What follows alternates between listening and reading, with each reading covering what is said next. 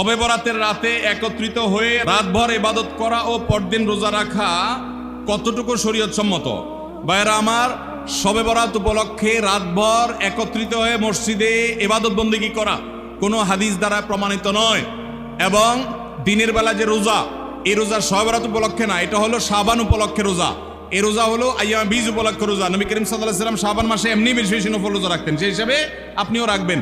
আবার আইয়াম বীজ 13, 14, 15 রোজা রাখতেন, সেই হিসাবে রাখবেন। আপনি আল্লাহর ক্ষমা, এই রাতে আল্লাহ তাআলা বান্দাকে সাধারণ ক্ষমা ঘোষণা করেন, হিংসুক ছাড়া, মুশরিক ছাড়া। এই রাতের এই ফজিলত পাওয়ার জন্য আপনি চেষ্টা করলে সেটা ভালো, আল্লাহর কাছে ক্ষমা লাভের চেষ্টা করবেন, কিন্তু বেদাতি কোনো পন্থায় না। অনেকে বলে যে এত রাকাত নামাজ, অমুকটা অত সূরা এত রাকাতে পড়তে হবে, এগুলা মনগড়া কথাবার্তা, এগুলার কোনো ভিত্তি কোরআন হাদিসে নাই। আবার অনেকে মনে করে হালুয়া রুটি খাইতে হবে, আতশবাজি করতে হবে, আলোকসজ্জা করতে হবে। শবে বরাতকে কেন্দ্র করে যা হয় তার বেশিরভাগই বেদাত এবং ভুয়া।